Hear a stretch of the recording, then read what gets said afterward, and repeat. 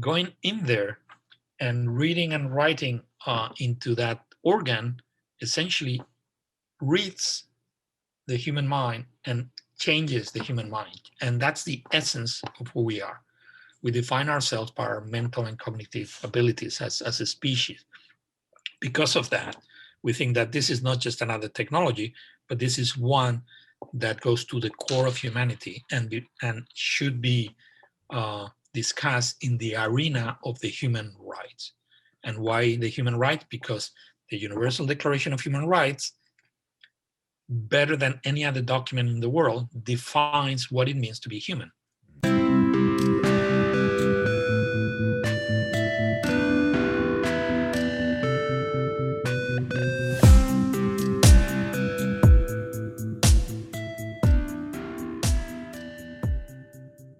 Hi everyone. Before we get started, I have to plug a few quick things. First of all, my book, Brexit, The Establishment Civil War, is now available to order. You can read some chapter previews by following the link in the description below. Our sponsors, ExpressVPN, get 35% off 12 months of ExpressVPN and get 25% off podcast hosting with Podium. Finally, if you're watching this on YouTube, please go check out odyssey.com instead.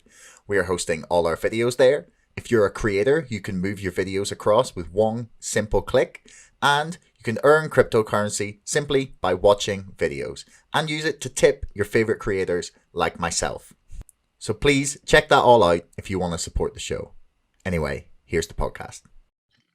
Hello and welcome to another episode of Chatter. Today I'm talking to Professor Rafael Yuste, who is a professor of biological sciences at Columbia University. Welcome to the show. Welcome, greetings from New York City. Must be nice to be there right now. I'm sure the weather's lovely. We've just got rain here. So I am basically here to talk to you about the Brain Initiative and about Neuro-Rights. So do you want to start by giving us a little idea of your background just briefly before we start, and then what the Brain Initiative is? Yeah. So I'm actually a trained as an MD. I come from Spain. And then I did a PhD in neuroscience at Rockefeller University in New York, specializing in neurobiology. But actually, before I got to New York, I stopped over in Cambridge in England, where I worked in a laboratory of a scientist called Sidney Brenner, who recently died, and he was at the MRC LNB in Cambridge. And when I was working there, I decided to leave medicine and go into research. And it was because of these cuts in the science budget that Margaret Thatcher put in that Sydney shipped me to the US. He told me, go west, young man. And that's how I ended up in New York doing a PhD at Rockefeller. And then after that, I went to AT&T Bell Laboratories, the hotbed of physics research, specialized in biophysics. And then came to Columbia University, where I'm still working as a professor. I've been here 25 years now. That's my old microscope behind me. And then in terms of the Brain Initiative, so I'm a researcher. I try to understand how the brain works. I study the brain of mice, the cerebral cortex in particular. And what we're trying to do is something what Sidney Brenner and Francis Crick did to the genetic code, which is to break the code. So we're trying to break the neural code. In other words, to understand how groups of neurons talk to each other and what are the telling, can we break into that conversation and decode what they're saying? Now, that's essentially what we're doing. Something similar to what molecular biologists did with DNA. We're trying to do that with the spikes of the neurons, the neural activity. And the Brain Initiative starts with a meeting in England, actually, in Chicheley Hall. And I have a picture here. I have a postcard of Chicheley Hall. It's very dear to me. Here we go. It's a conference center run by the Royal Society. And there was a meeting there in September 2011, sponsored by the Kavli Foundation, the Wellcome Trust, the Sainsbury Foundation, and also the Allen Institute. another foundation from the US. And the purpose of the meeting was to brainstorm about the future of neuroscience. In other words, why haven't we succeeded yet? What's wrong with neuroscience that we haven't been able to understand how the brain works? We haven't been able to break the code. And in that meeting, I made the argument that the reason is because we didn't have the right technology. We needed methods to record the activity of all the neurons in the brain of an animal or in a part of the brain of a human. Methods to record and to manipulate, to change the activity. And this actually follows the footsteps of the Human Genome Project, which was a large-scale project that developed methods to read the entire DNA of the human genome and decipher it. And this proposal was met with skepticism by many of my colleagues, but luckily for me, there was a few crazy people, including one of the pioneers of the Human Genome Project, George Church, who was there. And they threw their weight behind me, and we decided that rather than being bogged down by all the criticisms, they were saying that, oh, this is impossible. You cannot record the activity of every neuron in the brain, and it's going to cost too much money. And even if you had the money, you would generate too much data, and you would not know what to do with it. So George pointed out that these were the criticisms that were made to the Human Genome Project, and they were wrong. So we were essentially strengthened by these criticisms, and we wrote a white paper about launching a large-scale brain initiative, and we sent it to the White House, to the Office of Science and Technology of Obama's White House, and they liked it. And through a process of 1.5 years with 6 visits to the White House, we helped them put together a program, and this was launched by Obama in 2013, called the Brain Initiative, which now encompasses 500 labs around the country and the world at a pace of about funding of $540 million a year. So it's supposed to last 12 years, and total funding about $6 billion. Whoa. And this brain initiative has stimulated other similar initiatives in other countries, including China, Japan, Korea, Australia, Canada, Israel, and also the European Union launched a similar type of brain initiative at the same time. So we're in a global race to build methods, to build neurotechnology, to do these 2 things I was describing: to read the activity of neural tissue of the brain, and to write, to change the activity. So that's what brings us to where we are today. Yeah. Yeah, that's a really fantastic summary, actually. So my first question is, how close are we to being able to do what you are hoping to do, to map and record even just the all of the activity of every neuron in the brain? Yeah. And is it a measurement problem or a computer problem? Like, do we physically not have the power to process and map all of this at once due to just the sheer number, or is it just we don't know how to measure it all yet? Yeah. So since the start of the Brain Initiative, we've been able to map the complete activity of the nervous system of a very small animal, a cnidarian called Hydra. And it's not a coincidence, these cnidarians have the simplest brains in evolution. So just like the Human Genome Project, they started sequencing bacteriophages, and then bacteria, and then they went up, worms, flies, all the way to humans. The same thing is going on with the Brain Initiative. We started with the simplest animals with brains, which are not bacteria, they're these cnidarians. And a couple of years ago, we were able to use a method called calcium imaging to map the activity of every neuron while the animal was behaving. And people are now involved in doing similar types of experiments in worms, in the larvae of zebrafish, and in the larva of flies. So we're climbing up our way towards the human brain. The problem is a measurement problem. It's a technical problem. any brain of any animal is composed by, let's say, in a typical the mouse brain, for example, 100 million neurons. They're all packed together on top of each other, and to record their activity, you cannot go in and stick 100 million electrodes, because you're going to turn the whole thing into Swiss cheese. So you have to be clever about it. And one way to do it is using light, because light can penetrate, is non-invasive. So, and that's essentially what many of us are doing. We're using light with methods to label the neurons with dyes that change brightness when the neuron is active. In our case, we use calcium indicators, calcium dyes, and they get brighter when the neuron fires. And we essentially make movies. I can share with you some of these movies if you want. You can see these neurons popping, firing away. No? The problem is that the brain is three-dimensional. So you have to make these movies with microscopic precision in 3D. And in order to do that, you have to reinvent the microscope, because from the beginning, from Leeuwenhoek, microscopes were built to look at things in 2 dimensions. That's why you have this, you cut the sections until you have a very thin tissue, and then you look at it with a microscope.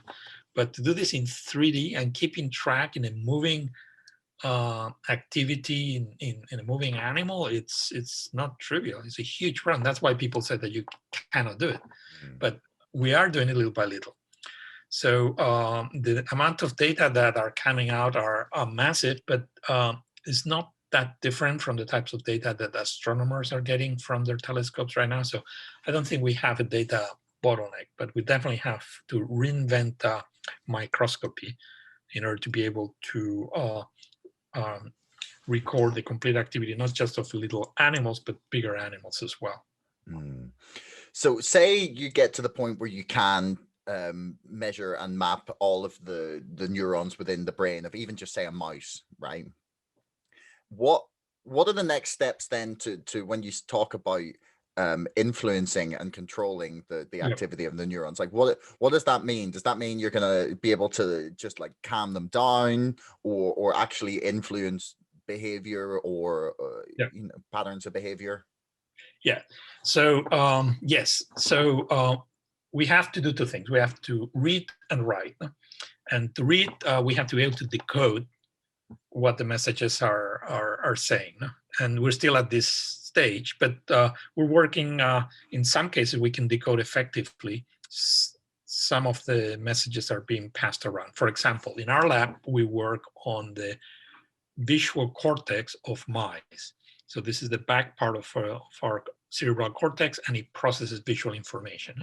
And the mice have a cortex just like we do. They're smaller, but essentially works the same way.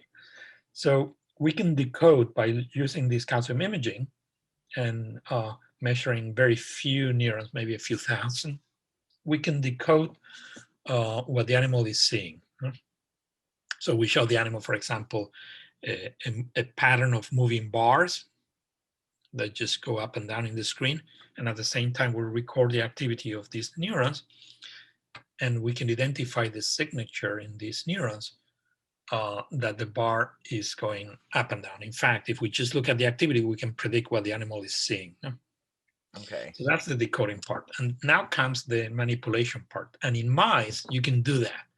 So we've been able to stimulate the neurons responsible that respond to when the animal sees these moving bars. And the animal behaves exactly the same as if it was seeing these moving bars. In other words, we can take control of his perception and implant into his brain using neurotechnology, using lasers, patterns of activity that make him behave as if he's seen something, like putting like a hallucination into his brain. And the animal behaves like a puppet. We train the animal to lick or no lick, depending on what he sees or doesn't see. So by putting these patterns of activity in his brain, he licks and doesn't lick. We just control his perception. This is not just us, other groups, including a group at UCL, has been able to do similar experiments using optics to both read and write information into the brain and control the behavior of mice. What we can do with mice today, we should be able to do with humans tomorrow. It's technically possible to both decode and manipulate and change the brain activity. Yeah, that was my next question. Like, how much does that then map onto what we could theoretically do to humans? Like, would the ways that you're connecting and interfacing with the mouse's brain be broadly similar to what we would use on a human? Yeah, well, these experiments with mice are invasive. We open the skull, and we can use all kinds of methods that are just not ethically allowed in humans. Yeah. But this neurotechnology revolution that's involving not just the US, but all these countries in the world, and also the private sector. I should mention that already last year, private companies in the US, particularly tech companies, invested 6 times more funding into neurotechnology development than the US Brain Initiative. So most of this development is now starting to happen in the private sector. And a lot of what these companies are doing are building non-invasive brain-computer interfaces. And a brain-computer interface is essentially a device that you could wear over your skull, like a cup or glasses or a diadem, that would record the brain activity and send it to the net or to a computer, and potentially also stimulate brain activity. So it could be like a two-way communication into the brain. So the reason these companies are doing this is because of the possibility that these brain-computer interfaces will become the new iPhones of the future. If you look at why we're using our cell phones, our iPhones, the smartphones are essentially a way for us to connect us to the net. And we use our fingers and our eyes to put information into the net and bring it down. The minute we have these BCIs, we'll have a much higher bandwidth of interfacing our brain to the net. So they could make obsolete iPhones, and the next sort of workhorse of the tech industry could be these BCIs. So that's why they're investing all these billions of dollars into this technology. So I think this is not science fiction. There's already some low-level decoding that you can do from brain activity. So you cannot do the types of experiments that we can do with the mice, but you can start to be able to decode images that people conjure in their minds, for example, with brain scanners. So this is starting to be possible. And as neurotechnology develops, the precision will be higher and higher for both decoding information from the brain and also changing, specifically altering brain information. Okay. I mean, that's going to put a lot of magicians out of business. But yeah, they have an intuition of how to do that. But I think it's going to be a wonderful time for humanity, this type of neurotechnology, because it will have major advantages for science, for medicine, and for the economy. For science, because we'll be able to finally get and break the code of the brain and figure out what the hell is going on and understand how the brain generates the mind, and understand ourselves from the inside as humans for the first time. I think that's what drives me, to try this curiosity of understanding what is the human mind, what is a thought, who are we. And then for medicine, as you know, and all your viewers know, mental and neurological diseases have very poor therapies. Talking about Alzheimer's, mental retardation, schizophrenia, depression, anxiety, I mean, you name it, stroke. The brain, it's like the dark corner of medicine. And the reason is because we don't understand how it works, so we cannot fix it as doctors. And we don't understand how it works because we don't have the methods to go in there, see what's happening, and change what's happening. And then for the economy, as I was saying, with these cerebral iPhones, this is going to be a revolution. I think it could launch a completely new type of society where we're even more connected, and this has a lot of implications for ethics and for society that we should start to think about hard now. Yeah, yeah. I mean, I guess people don't.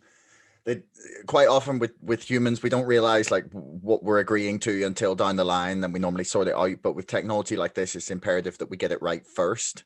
Yeah.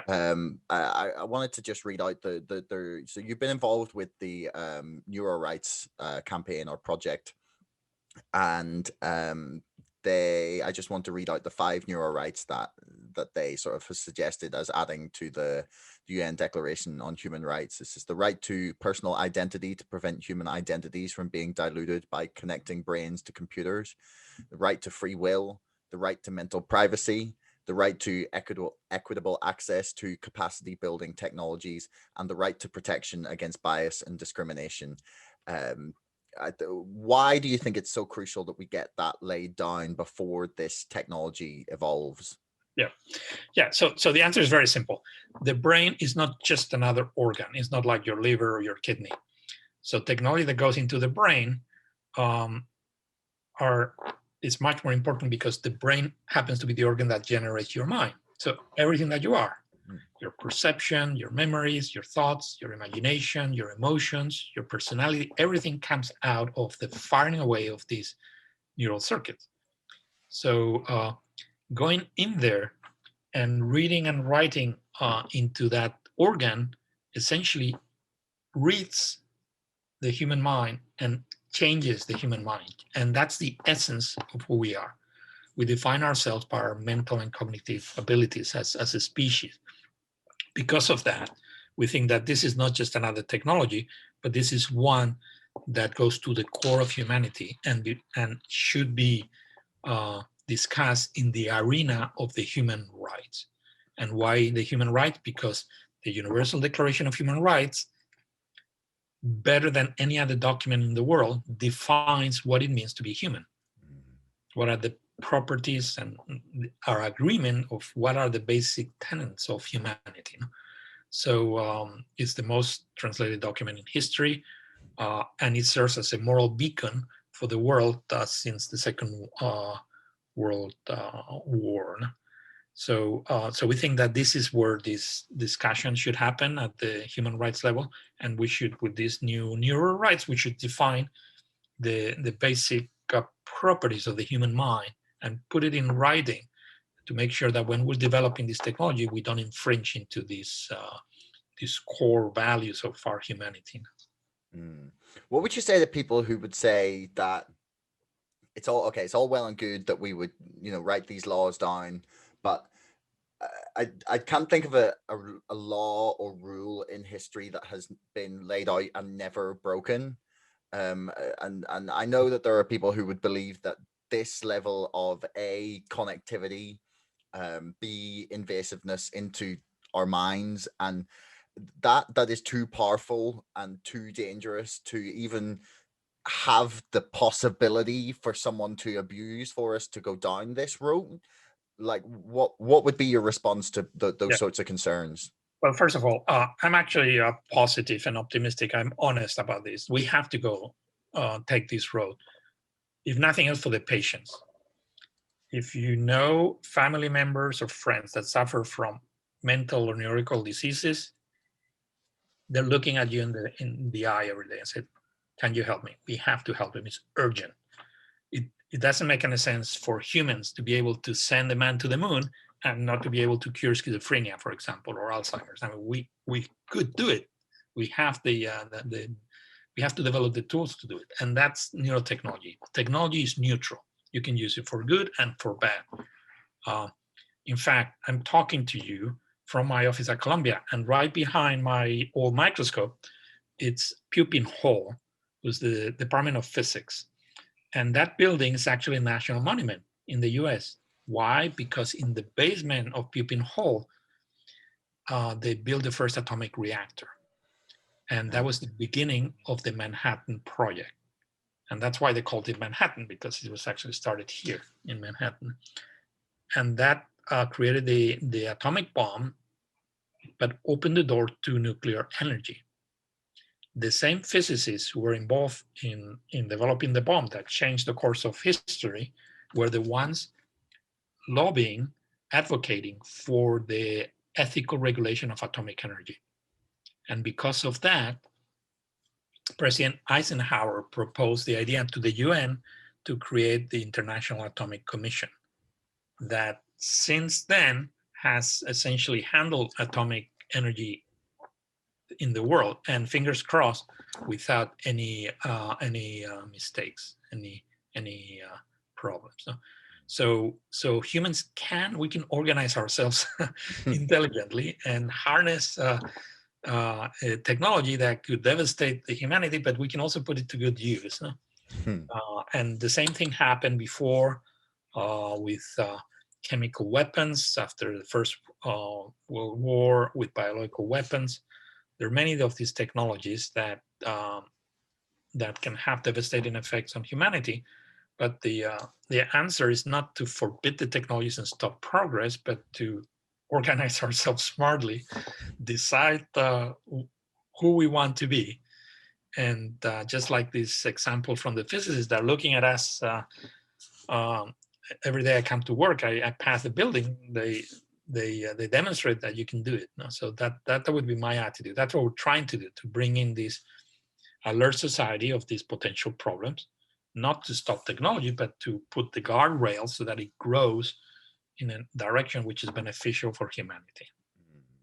So what sort of timescale do you see this unfolding over? Like, at what point do you think we would see, or do you have like a date in mind that you guys will achieve the breaking of the neural code?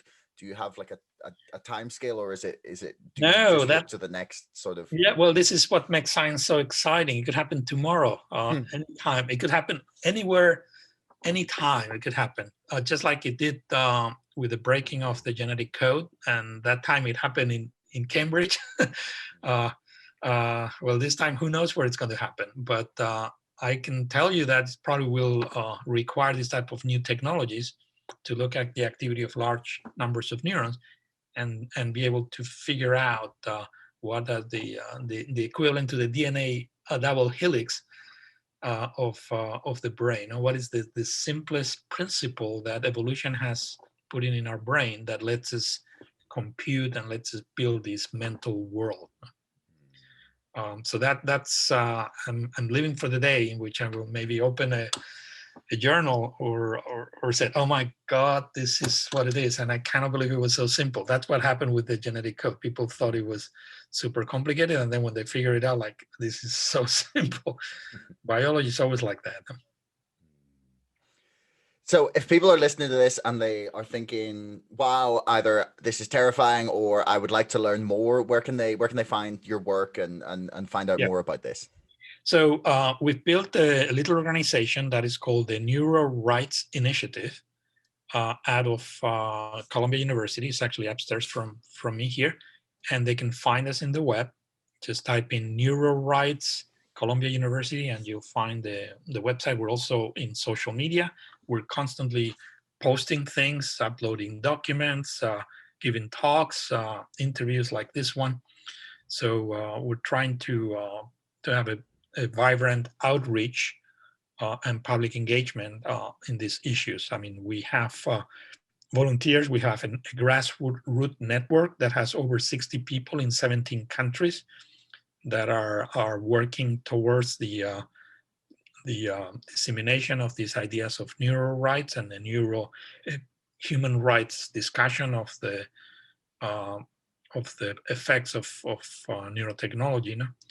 And we're also working with many countries. So this week is actually historic because on Monday, the Senate of Chile approved unanimously to change Article 19 of the Chilean Constitution to provide protection for brain integrity.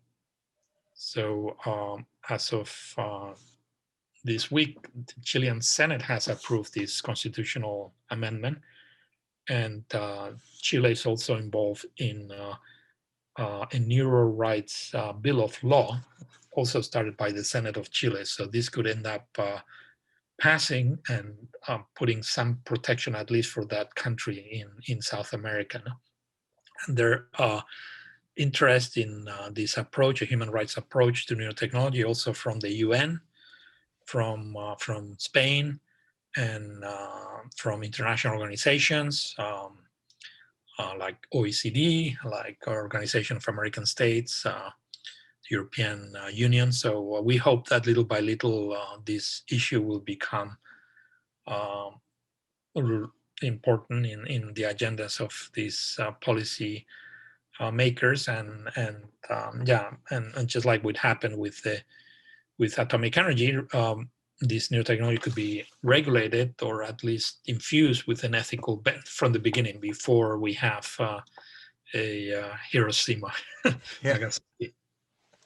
Yeah, well, I'm not even sure what form that would take in this instance, but yeah, it's terrifying to think about with the power of the technology. But yeah, Professor, I wanna thank you for your time. I know you're a busy man, so I will let you get back to your hard work in protecting all our brains.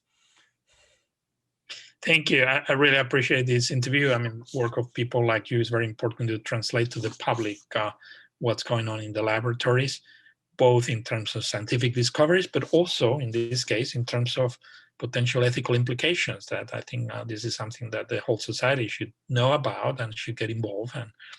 And again, let's do it before it's too late. I mean, the lesson from COVID of how important it is to prevent things from happening. So let's just try to prevent the next tsunami before it hits us. Yeah. Well, that seems like a fantastic note to end things on. So thanks very much, Professor. Thank you. Take care. Thanks so much for listening. If you enjoyed the show, please subscribe, follow me on Twitter, or sign up to our mailing list. Thanks a lot to our sponsor, ExpressVPN, the #1 most trusted VPN. Get lightning fast connectivity with servers in 160 locations across 94 countries. Keep your browsing privacy safe with ExpressVPN and get a 35% discount on 12 months of ExpressVPN when you follow the link in the description below. Don't forget my book is now out and available to order on Amazon and on bookshop.org. That's Brexit, the Establishment Civil War. And most importantly, thanks for listening. We'll see you next time.